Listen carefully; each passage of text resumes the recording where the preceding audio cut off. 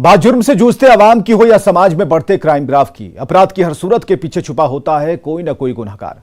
नमस्कार, मैं हूं विवेक। तफ्तीश की राह में आने वाली हर कड़ी सुराग बनकर पहुंचाती है गुनहगारों को सलाखों के पीछे।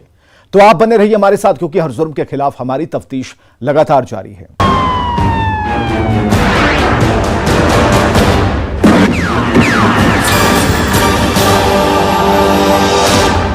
पटना के पौष इलाके में जिम ट्रेनर को अपराधियों ने क्यों गोली मारी, वो भी एक दो नहीं बल्कि 5 गोलियां सीने में उतार दी। लेकिन कहते हैं कि जिसे बचना होता है वो बच ही जाता है, और इस रिपोर्ट में हम आपको दिखाते हैं जानलेवा हमले के पीछे का पूरा सच। पटना में अपराध का खुल्लम खुल्ला खेल। जिम ट्रेनर को बदमाशों ने मारी गोली। राजधानी में बढ़ते क्राइम ग्राफ से दहशत।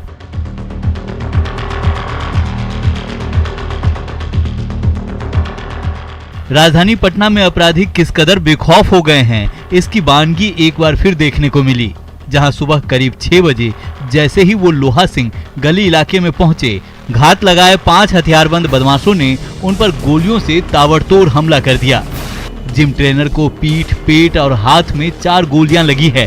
गोली लगने से जिम ट्रेनर बुरी तरह घायल हो गए। बाद में उन्हें अस्पताल में भर्ती कराया गया। वारदात के बाद अपराधी फरार होने में सफल हो गए। गोली चलने की घटना से इलाके के लोग दहशत में हैं।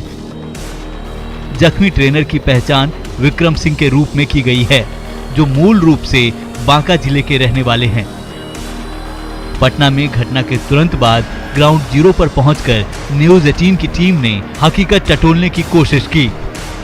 अपराधी आकर ठीक दाहिने चेज करके उसे गोली मारते हैं। बाइक पर सवार था, और जो जानकारी मिल पाई है, खुद स्कूटी पे सवार था उस समय जो जिम ट्रेनर है विक्रम, और गोली लगने के बाद 4 से 5 गोलियां लगी हैं, और उसके बाद भी वह खुद से स्कूटी ड्राइव कर पीएमसीएच पहुंचा है, जहां उसे एडमिट कराया गया। इस पूरे मामले में पटना के सिटी एसपी और एएसपी टाउन के अलावा कदमकुआं थाने की पुलिस पूरे मामले की छानबीन और उद्भेदन में लगी हुई है।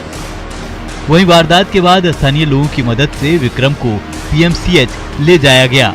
वहीं जानकारी मिलते ही परिवार और कदमकुआं थाना की पुलिस मौके पर पहुंची।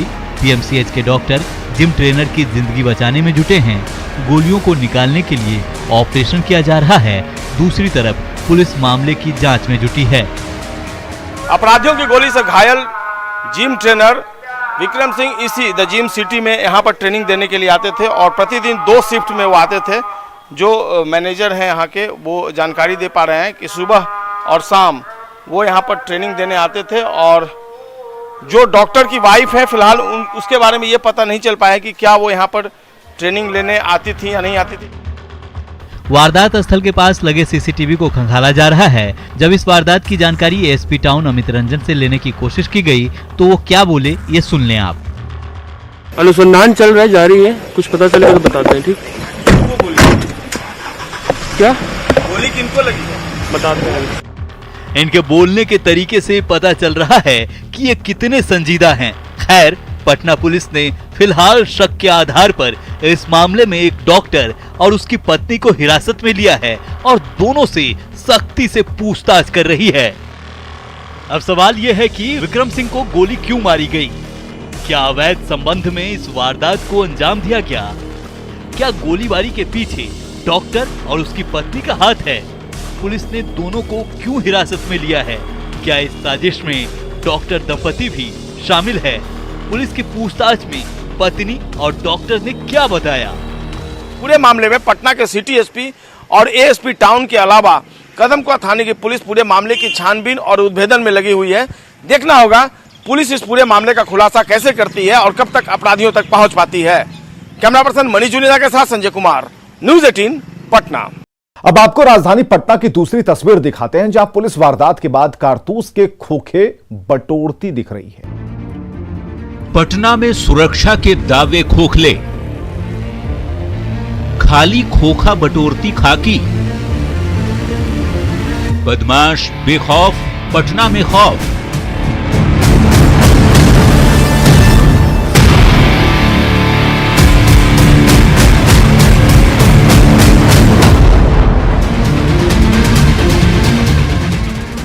तारीख 16 सितंबर 2021।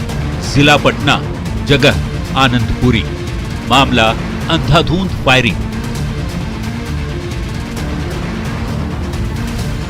ये तस्वीरें राजधानी पटना के पौष इलाके की, जहां गुरुवार की रात बेखौफ बदमाशों ने आनंदपुरी में ताबड़तोड़ फायरिंग कर दहशत फैलाने की कोशिश की है। 6 राउंड फायरिंग के बाद भी पुलिस की कानों तक आवाज नहीं पहुंची और न ही कारतूस की गंध ही मिली। लेकिन घटना के बाद पुलिस मौके पर पहुंचकर जमीन पर पड़े खोखा जरूर बटोरने लगी। देखिए कैसे पुलिस बारीकी से तफ्तीश कर रही है और एक एक कारतूस के खोखे को बारीकी से देख रही है। ये वही खोखा है जो पुलिस की सुरक्षा के दावों को खोखला साबित कर रहा है, जिसे बेखौफ बदमाश छोड़कर गए हैं। एसएसपी आप भी देख लीजिए, आपकी पुलिस कितनी मुस्तैद है और अपनी ड्यूटी को लेकर कितनी सजग है। लेकिन अफसोस इस बात की है, ये सजगता और मुस्तैदी पहले दिखाई होती तो शायद कारतूस के ये खोखे यहां नहीं दिखते।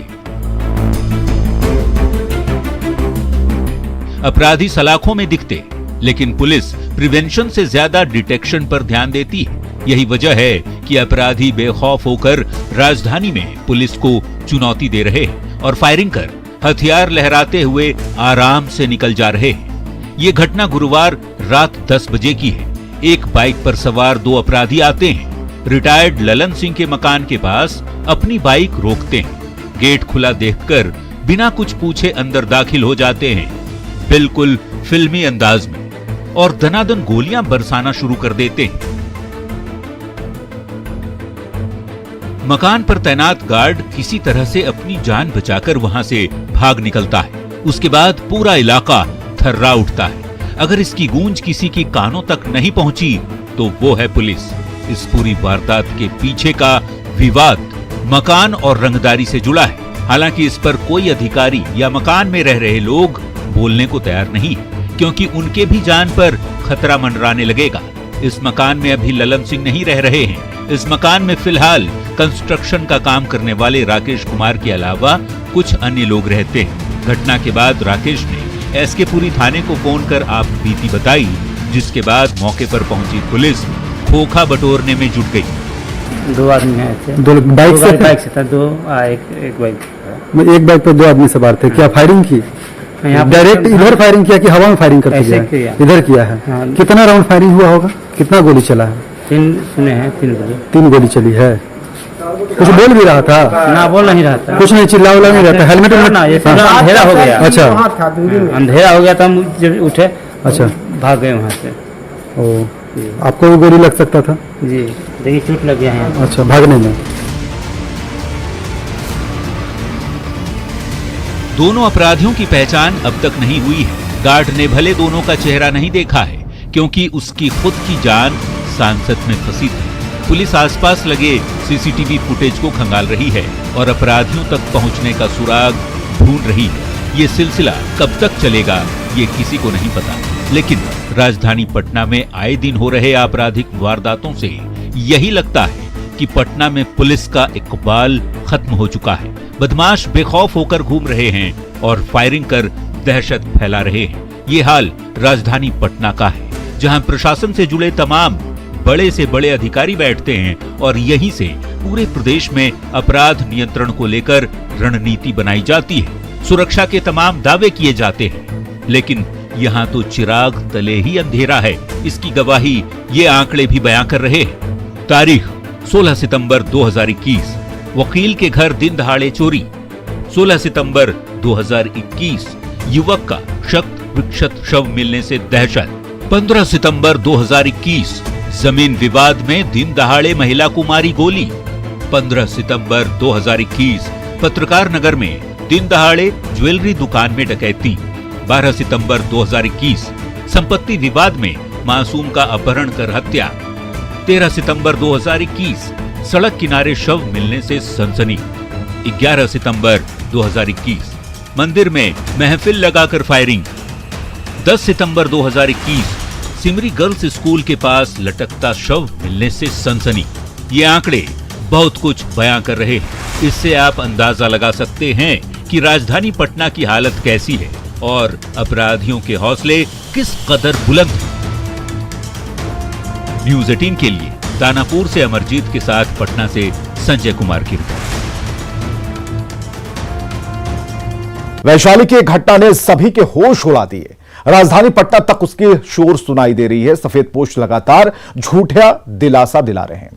पुलिस की सारी थ्योरी फेल साबित हो रही है और जो गुस्साए हुए लोग हैं वो सड़कों पर हैं, नारेबाजी कर रहे हैं, हाहाकार मचा है।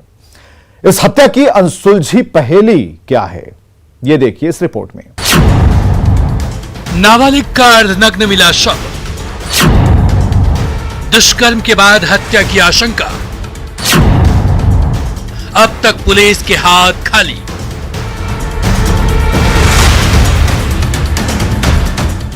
तारीख 14 सितंबर 2021, जिला वैशाली, जगह महनार, मामला नाबालिग से दरिंदगी।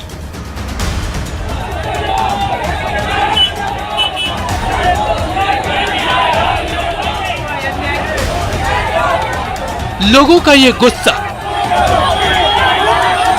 सड़कों पर उमड़ा जनसैलाब, रात के अंधेरे में हाथों में कैंडल और इंसाफ की मार।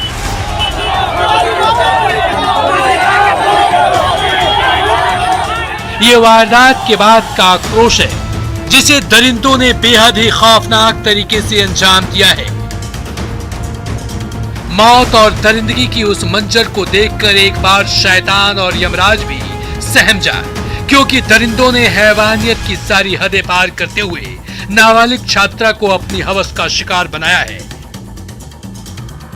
बेखौफ बदमाशों ने पहले छात्रा को अगवा किया, फिर उसके बाद दरिंदगी की वारदात को अंजाम दिया, उसके बाद उसके हाथ और पैर तोड़े, फिर शव को अर्धनग्न कर वैशाली के महनार इलाके में चौर में पानी में फेंक दिया।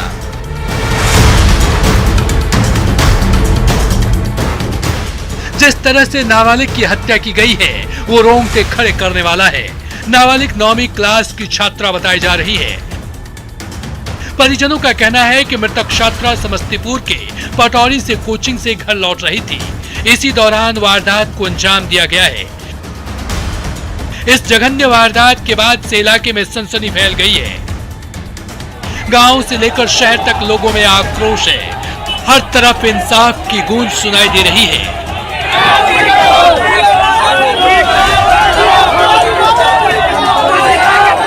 लेकिन इन सब के बीच कई सवाल भी मन में क्रोंद रहे हैं। सवाल है कि क्या नाबालिग को अगवा किया गया था? क्या उसके साथ दुष्कर्म हुआ है? क्या दुष्कर्म के बाद हत्या कर शव को फेंका गया है? क्या इस हत्या के पीछे कोई और राज है? अर्धनग्न शव फेंकने का क्या है मकसद? हाथ पैर तोड़ने का क्या मतलब था? क्या पोस्टमार्टम रिपोर्ट खोलेगा राज? नहीं पहुंची है तो हमारे घर से फोन किया है जो क्यों नहीं आया, तो बोले ये कि वो तो चली गई है, नहीं आया है, तो वहाँ से खोजबीन शुरू हुआ। मतलब रात भर खोज हुआ है, सुबह पता चला जो कि मार के फेंक दिया। कहाँ पर ये पाया गई है? देखिए करनौती रुकनापुर में। मैंने कहाँ पर थे? लास्ट चौर में पानी में। पानी कौन सा क्लास में पढ़ती थी? 9th। अच्छा, बॉडी जो किस अवस्था में था? बॉडी कैसा था? खुला हुआ था बॉडी।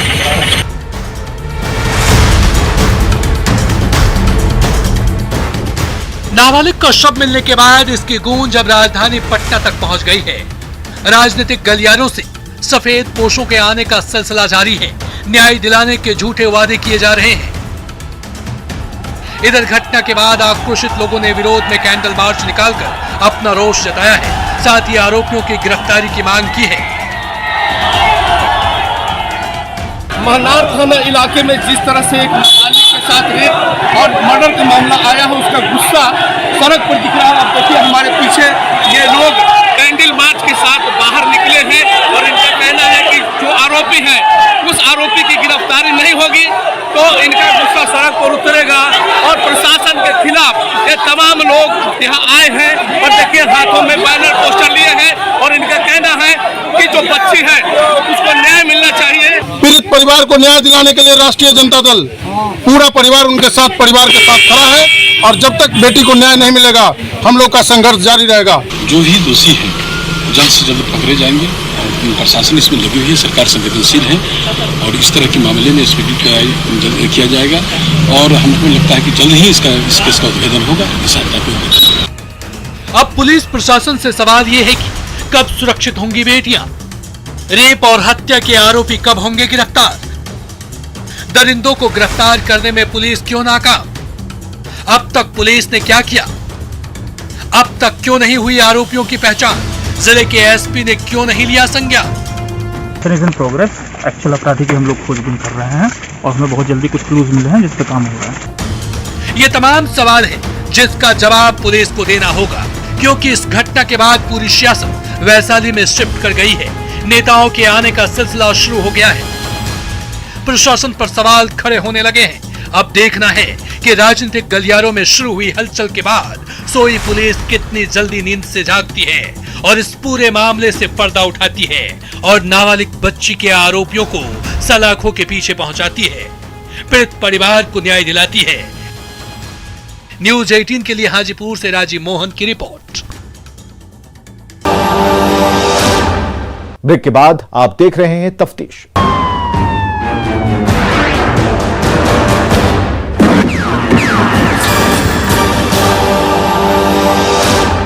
अब जो बगहा से हम आपको खबर दिखाने जा रहे हैं वो भक्ति के साथ शक्ति दिखाने के बाद की है।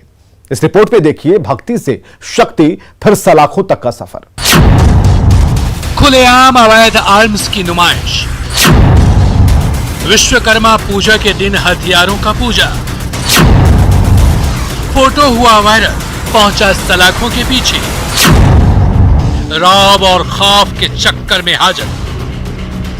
आप सभी देव तुल्य जनमानस को विश्वकर्मा पूजा की हार्दिक शुभकामनाएं। ऐसा ही कुछ लिखकर बगहा के सिंटू सिंह ने सोशल साइट पर डाला था, लेकिन अब सिंटू सिंह पहुंच गया हवालात में।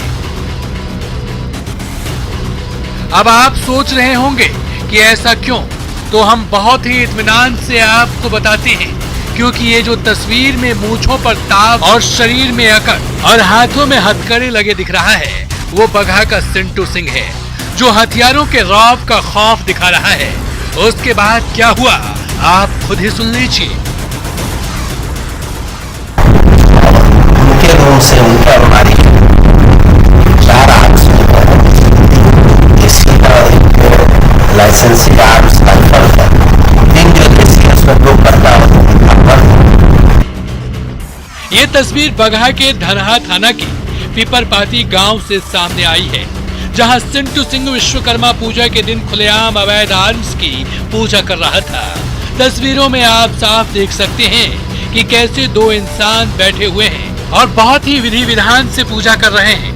वहीं ट्रैक्टर पर एक राइफल अड़का सा रखा हुआ है और वहीं नीचे में 2 देसी कट्टा और एक सिक्सर रखकर उन हथियारों में टीका लगाकर पंडित से पूजा करवा रहा है और अपने अवैध आर्म्स की नुमाइश कर रहा है। हथियार रखने के आकड़ में सिंटू सिंह इतना बेखौफ हो गया कि उसने ये फोटो सोशल साइट पर डाल दिया। फिर क्या था, फोटो वायरल हो गया। उसके बाद फौरन बगहा के एसपी हरकत में आ गए और तुरंत पुलिस की टीम गठित करके सिंटू सिंह को अवैध आर्म्स के साथ गिरफ्तार कर लिया। तो सूचना के आधार पर पिपरपाती गांव में एक सिंटू सिंह है, उनके यहाँ पुलिस के द्वारा छापेमारी की गई और उनके रूम से उनके अलमारी से 4 आर्म्स मिले हैं। अब ऐसा ना हो तो सिंटू सिंह पहले जेल जाए और फिर बेल पर आए और फिर वही खेल खेले। लोगों को ये समझना चाहिए कि देश में कानून है, कुछ नियम है। आप उसको नहीं मानेंगे तो आपके साथ भी ऐसा ही कुछ हो सकता है। आप भी जेल की हवा खा सकते हैं। अब जाकर सिंटू सिंह को कौन बताए, आपकी थोड़ी सी अकड़ और रुतबा दिखाने के चक्कर में कानून के गिरफ्त में आ गया है। पता नहीं क्यों लोग अवैध हथियार घर में रखते हैं। ये गलत है, ऐसा नहीं करना चाहिए। न्यूज 18 के लिए बगहा से मुन्ना राज की रिपोर्ट। तो अपराधी चाहे लाख शातिर हो, तफ्तीश की दिशा अगर सही है तो बच नहीं सकता कोई गुनहगार सलाखों के पीछे जाने से। तो पुलिस चाहे सोई हो, मुजरिम चाहे कोई हो, आप बने रहें हमारे साथ, क्योंकि हर जुर्म के खिलाफ हमारी तफ्तीश लगातार जारी है।